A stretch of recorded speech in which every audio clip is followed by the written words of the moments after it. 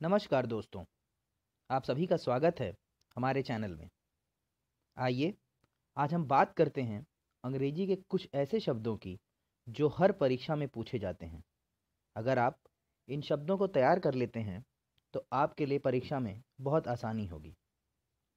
आइए हम बात करते हैं सिनोनिम्स की। 50 ऐसे शब्द और उनके समानार्थ वाले शब्द जो काफ़ी सारे गवर्नमेंट एग्जाम्स में पूछे जा चुके हैं। पहला शब्द है एफिजी। एफिजी जिसका सिनोनिम होता है डमी। जैसे हम देखते हैं कई नेताओं के पुतले जलाए जाते हैं, तो पुतलों को हम एफिजी भी कहते हैं। दूसरा, डिवाउट या डेडिकेटेड, भक्त को हम डिवाउट भी कहते हैं। तीसरा, प्रिडिलेक्शन या प्रेफरेंस, यानी आपको जो पसंद हो वो आपकी प्रिडिलेक्शन होगी या प्रेफरेंस। फ्रूगल, यानी कि जो कम खर्च करता है या इकोनॉमिकल है उसे फ्रूगल भी कहते हैं। पेरूज यानी रीड या एग्जामिन, जैसे अगर कोई पत्र हम लिखते हैं तो उच्च अधिकारी के साइन के लिए हम कहते हैं पुट फॉर पेरूजल। अगला वर्ड है स्प्यूम या फोम, हिंदी में झाग। अगला शब्द है इंजेनुअस या फ्रैंक, जो अपनी बात कहने में हिचकिचाता नहीं है। अगला शब्द कंजेक्चर। अगर आप इंग्लिश टॉक शोज देखते होंगे तो वहाँ कंजेक्चर की बहुत बात होती है, यानी किसी के व्यक्तित्व को गेस करना। अगला शब्द है वर्सीमिलिट्यूड या ऑथेंटिसिटी। अगला वर्ड है अनाहिलेट या डिस्ट्रॉय, किसी चीज़ को ख़त्म कर देना।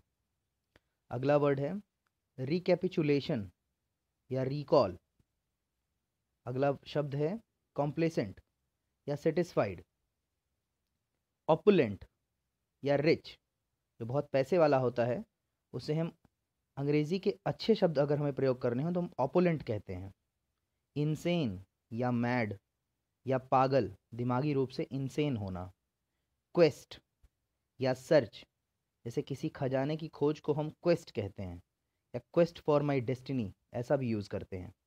डिलीजेंट यानी मेहनती व्यक्ति या इंडस्ट्रियस व्यक्ति, ये शब्द इंडस्ट्री से लिया गया है। अगला शब्द है फीबल। फीबल या कमज़ोर या वीक। अगला शब्द है मॉलिफाई।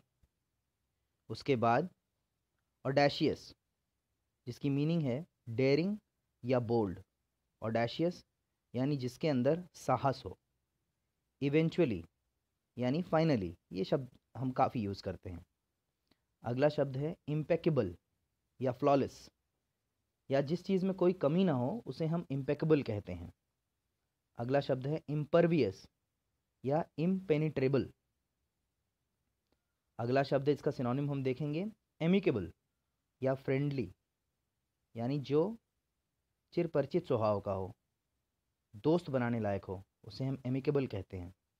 वैसिलेट या वेबर या डगमगाना, वैसिलेट काफ़ी बार आ चुका है परीक्षाओं में। स्कॉर्न या डिस्पाइज या निंदा करना, कभी कभी हम डांटने को भी स्कॉर्न करना कह देते हैं। गैरुलस या टॉकेटिव, जो ज़्यादा बात करता है, उसके वन वर्ड के लिए हम सब्सटीट्यूट करने के लिए गैरुलस भी कह सकते हैं। टिंसल या डेकोरेशन, जैसे हम कभी कोई अंग्रेज़ी फिल्म देखते हैं तो हम सुनते हैं टिंसल टाउन, यानी बहुत ही सुंदर डेकोरेटेड टाउन। एब्ज्योर या त्याग देना या रिनाउंस कर देना, ये अक्सर राजाओं के लिए यूज़ होता है जो अपनी गद्दी को त्याग देते हैं, रिनाउंस कर देते हैं। मोरोस या दुखी या ग्लूमी, कभी कभी जब एटमॉस्फेयर बहुत दुखी सा हो जाता है, बादल छा जाना, बहुत शांत सा वातावरण, उसको हम कहते हैं मोरोस एटमॉस्फेयर। अगला शब्द है डिनाउंस या किसी की निंदा करना। हम कई बार देखते हैं कि हम किसी को कुछ गलत कहते हैं या उसकी निंदा करते हैं, उसकी बुराइयों के बारे में कहते हैं, तो हम कहते हैं कि हम उसे डिनाउंस कर रहे हैं। अगला शब्द है इंसॉलेंट या रूड। अगला शब्द है वाइवेशियस या लाइवली।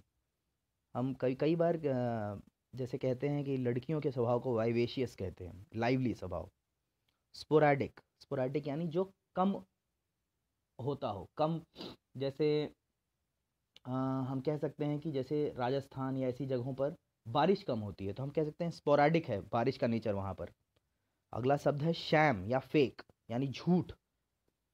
अगला शब्द है आर्डुअस या डिफ़िकल्ट, जो काम करने में कठिन हो उसे हम आर्डुअस कहते हैं।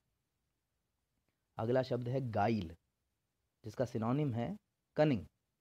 गाइल हम जैसे क्रिकेट में किसी लेग स्पिनर के लिए यूज़ करते हैं, जिसके अंदर जो स्वभाव से बहुत कनिंग हो, जिस जो गेंदों से अपनी बैट्समैन को फंसा लेता हो, गाइल है उसके अंदर। अगला शब्द है फ्यूटिलिटी। फ्यूटिलिटी यानी जिसका कोई यूज़ ना हो, यूज़लेस। अगला शब्द है ट्रांजिएंट, जो टेम्परेरी हो, यानी दुख जो है वो ट्रांजिएंट है। अगर हम किसी को समझाते हैं कि आपकी ज़िंदगी में ये दुख है लेकिन ये ट्रांजिएंट है, ये टेम्परेरी है, बीत जाएगा। अगला शब्द है एपिडेमिक या वाइड स्प्रेड। एपिडेमिक मतलब जैसे हम किसी डिसीज़ को कहते हैं, कोई बीमारी है। जैसे अभी हम सुनते थे कि सेंट्रल अफ्रीका में इबोला वायरस आ गया, जीका वायरस आ गया, तो वो एपिडेमिक हो जाता है। अगला शब्द है यर्न या क्रेव करना, या किसी चीज़ को पाने की चाहत जो होती है वो क्रेव होती है। जैसे हम अपने लक्ष्य को पाने के यर्न करते हैं। अगला शब्द है इंसोलेंट या डिसरिस्पेक्टफुल, यानी कि जो व्यक्ति दूसरों की इज्जत ना करता हो उसे हम डिसरिस्पेक्टफुल कहते हैं। अगला शब्द है एक्विट यानी फ्री कर देना। देखिए हम कई बार यूज़ करते हैं कि जज ने मुजरिम को एक्विट कर दिया, उसने यह कह दिया कि ये इन्होंने गलती नहीं की थी, बाइज्जत बरी कर देना, फ्री कर देना। अगला शब्द है डाइवल्ज या रिवील। जैसे डाइवल्ज मतलब किसी कहानी की जैसे किसी कहानी के क्लाइमैक्स को डाइवल्ज कर देना। जैसे कोई हमारा दोस्त अगर कोई नॉवल पढ़ रहा है तो हम उसे जाके ये बता दें कि इस नॉवल में इस व्यक्ति ने खून किया है, तो होता है कि हमने डाइवल्ज कर दिया किसने क्या किया है। अगला शब्द है अनकाउथ या अनग्रेसफुल। देखिए अनकाउथ अनग्रेसफुल हम यूज़ करते हैं शैबी, मतलब गंदे लोगों के लिए, जो नहाने धोने और मतलब अच्छे तरह से जो अपने आप को प्रेजेंट नहीं करते हैं उनके लिए। अगला शब्द है सैंग्वाइन, ऑप्टिमिस्टिक। ये राजकीय पत्रों में बहुत यूज़ होता है। जब हम किसी मिनिस्ट्री से कुछ बात करते हैं तो हम सैंग्वाइन यूज़ करते हैं कि हम इस आशा में हैं कि इस पत्र का आप अच्छा जवाब देंगे। अगला शब्द है स्टर्न, हम स्ट्रिक्ट, ये शब्द हम यूज़ करते हैं। जैसे प्रिंसिपल, हमारे प्रिंसिपल बहुत स्टर्न हुआ करते थे, यानी बहुत स्ट्रिक्ट थे, बहुत डांटते थे। अगला शब्द है एल्योर या एंटाइस। जैसे हमें कोई चीज़ आकर्षित करती है, जैसे फिल्में युवा वर्ग को आकर्षित करती हैं, तो उसको हम एंटाइस यूज़ करते हैं। अगला शब्द है कॉन्डोन या सपोर्ट। जैसे अपने दोस्तों को हम सपोर्ट करते हैं या कॉन्डोन करते हैं। अगला शब्द है एनालॉजी या कंपैरिजन, यानी किसी किन्हीं दो चीज़ों के बीच में कभी भी हम जब कंपेयर करते हैं तो एनालॉजी यूज़ करते हैं। आखिरी शब्द है एमिलियोरेट। एमिलियोरेट मतलब अपने आप को इम्प्रूव करना। अगर आप इन 50 शब्द को याद कर लेते हैं, इन्हें समझ लेते हैं, तो आप अपने आप को एमिलियोरेट करेंगे या इम्प्रूव करेंगे। और आगे हमारे साथ जुड़े रहिए ताकि हमें आपको और अच्छे शब्द बता सकें और अच्छे से समझा सकें।